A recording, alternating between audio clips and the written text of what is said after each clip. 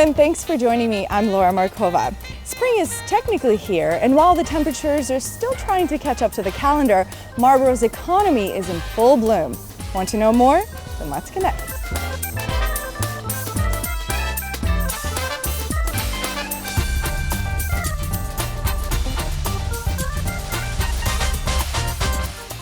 Today on Let's Connect, we'll talk about the big Marlborough story that's been dominating both local and regional news. Plus, we'll tell you about the falling commercial vacancy rates in the city, and we'll give you an inside scoop on the recent downtown developers tour.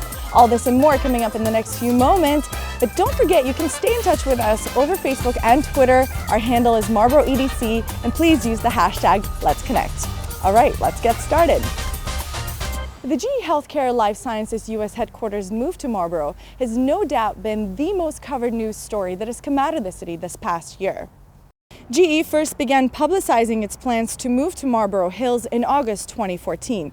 The announcement came with a promise of creating more than 220 new jobs and employing no less than 500 people at the former Hewlett-Packard campus. With its recent win of nearly $5 million in state tax incentives, GE Healthcare now plans to create an additional 175 jobs when it opens this summer in Marlborough. Meanwhile, GE's neighbor, Quest Diagnostics, also received state tax incentives, which will go towards hiring 50 more people at the company's regional hub lab at Marlborough Hills. And here to talk more about this unending flow of jobs into Marlborough is MEDC Executive Director Tim Cummings. Hi, Tim. Hey, welcome. Laura. Thank you. Good to have you again. Thank you. All right, let's talk about this GE story. It's all this hype has been going on around this story. Sure. Boston Business Journal named it one of their top 5 real estate stories of the year last year. Worcester Business Journal, they unanimously said that's our top story of the year. Why is all this hype? Why is this move of GE so important? Oh, yeah, great question. It comes down to a couple elements. First, the burgeoning life science cluster that's coming out here into Metro West and Central Massachusetts. 2, the number of jobs that are coming into the state, and then obviously here to Marlborough, in the order of a magnitude of 500 or so jobs. Those are pretty big economic impacts. So you can see why the Boston Business Journal or the Worcester Business Journal would name it a significant story of 2014. And the stories keep rolling in. Just recently we had that story of the state tax break that GE got, and now they're going to bring even more than those 500 jobs to the city. But speaking of jobs, so the unemployment rate in Marlborough has been going down since last year. We're now at hovering around 4%. That's right. And so, GE's bringing in jobs, Quest Diagnostics is bringing in jobs, SanDisk, all these companies that are coming to the city. So we're not just talking about local people getting jobs and lowering the unemployment rate. We're also talking about these companies bringing in their employees from elsewhere to now come into the city every day. So Absolutely. What is that extra human traffic, so to say, mean for the economy of Marlborough? Sure, that's called the multiplier effect, and what we're hoping to do is see some patronage of our small to medium-sized businesses. Shops like the Vin Bin or Bouvier Pharmacy or Main Street Cafe all can win by having the employers and the employees shopping locally. Haircuts being done in the hair salons.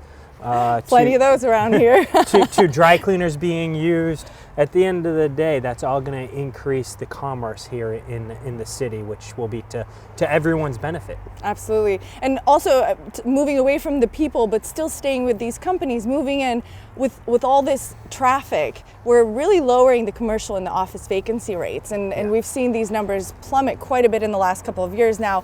Office vacancy rate is 14%, commercial vacancy overall is 18%. Yeah.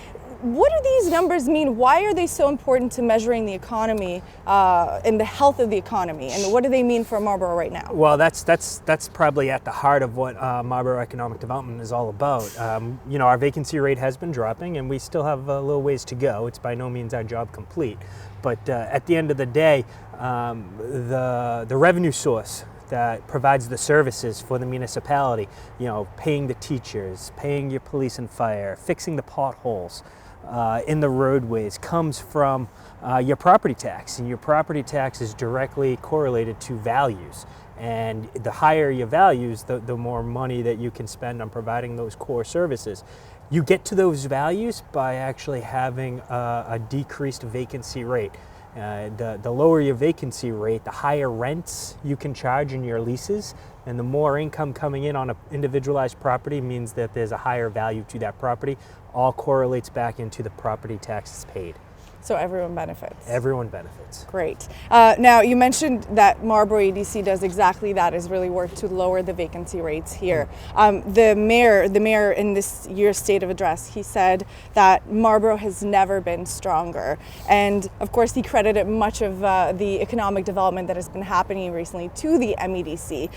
So tell me, what makes Marlborough's economy so strong right this very moment? And what is MEDC actually doing to facilitate the economic boom? Well, you use the key word, we facilitate conversations, and we're actually just out there pounding the pavement and chasing down leads and marketing the city, basically telling our story. We have a great story to tell, and we're actually just charged with the responsibility of going out there and telling that story. And so with that being said, we are playing a role, a minor role, if you will, with a whole bunch of other players to actually get where we're going. And so, you know, we're proud to play that role. We're out there chasing down large leads, as people like to talk about, the GEs of the world.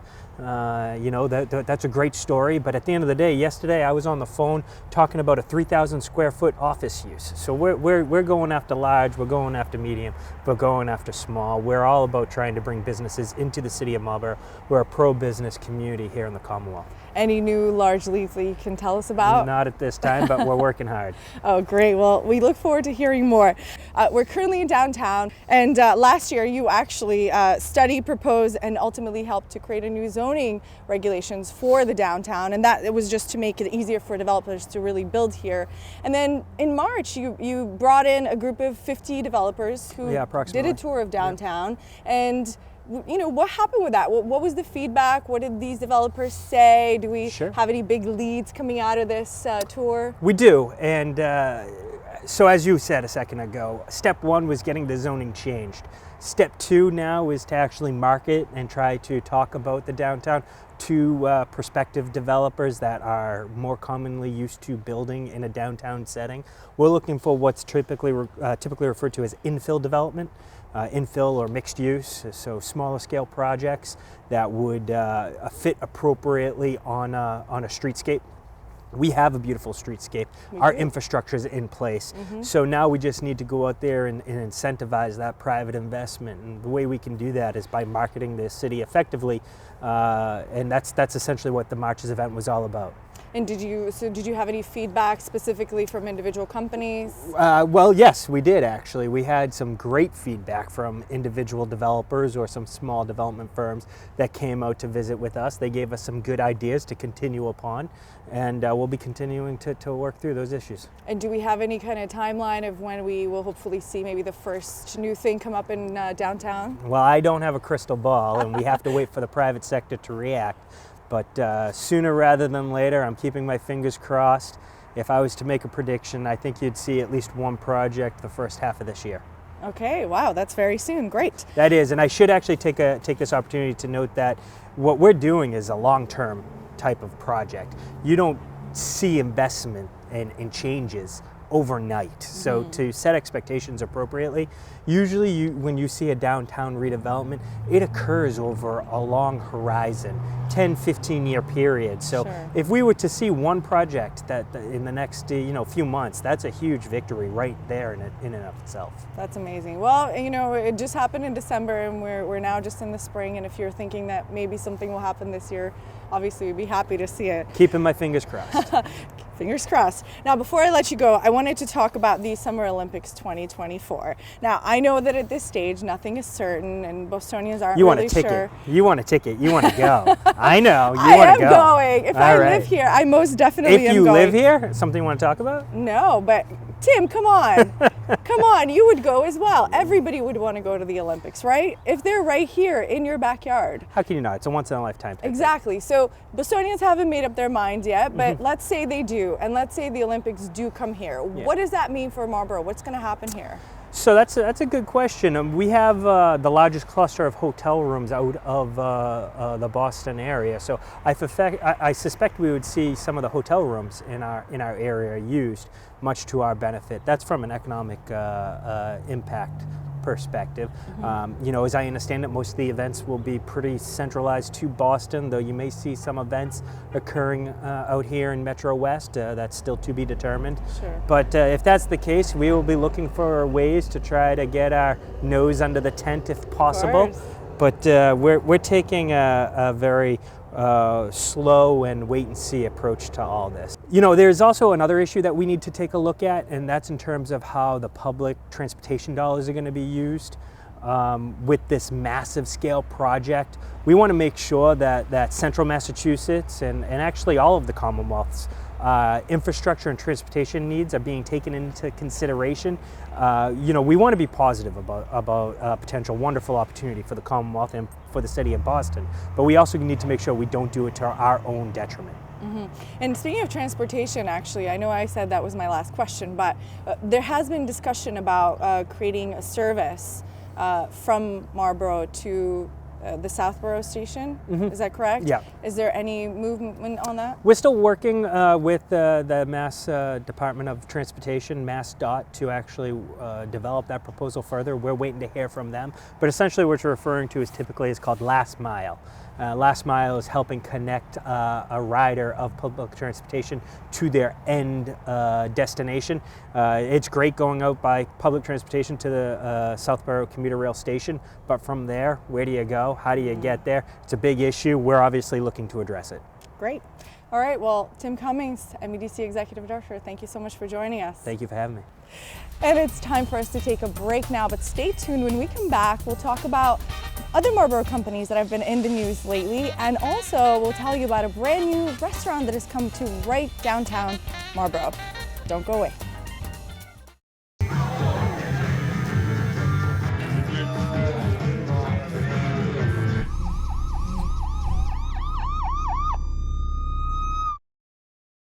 Welcome back to Let's Connect. It's time now for our Marlborough Company News Roundup.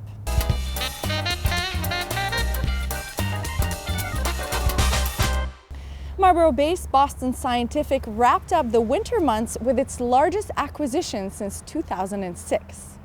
The life sciences company purchased the urology division of Minnesota-based American Medical Systems for a cool $1.6 billion with a B in cash. The deal includes a potential additional spend of $50 million based on the unit's sales in 2016. Also this winter, Boston Scientific launched the world's longest-lasting implantable heart defibrillator, which offers nearly 12 years of battery life. The company also received FDA approvals for its endoscopic spyglass system and its stroke prevention Watchman device. In late February, Ocala Therapeutics, formerly Advanced Cell Technology, was awarded 2 U.S. patents for cell therapy technology to treat ophthalmic, autoimmune, and inflammatory diseases. At the same time, the company, which specializes in regenerative ophthalmology, began trading on the NASDAQ Global Market, opening its shares to institutional investors.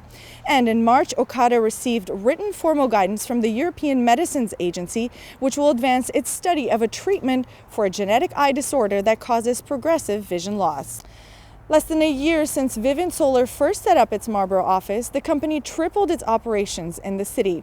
While it is currently the second largest residential solar energy provider in the U.S., Vivint has been threatening to take over its rival, Solar City. The company has quickly been cutting its costs, growing its market share, and moving volumes of stock. Vivint Solar shares rose by more than 60% in March alone. SanDisk, which has regional offices in Marlborough, unveiled its 200 gigabyte microSD card for smartphones. When it goes to market later this year, the world's highest capacity microSD is expected to sell for a whopping $400. Meanwhile, SanDisk's Marlborough office, along with the rest of the commercial buildings at the Salmon Pond Park, were sold for $34 million earlier this year. The Brookline-based company that purchased the park hopes to spur development activity in the vacant sections of the complex. And finally, Marlborough welcomed a new restaurant on Main Street this winter.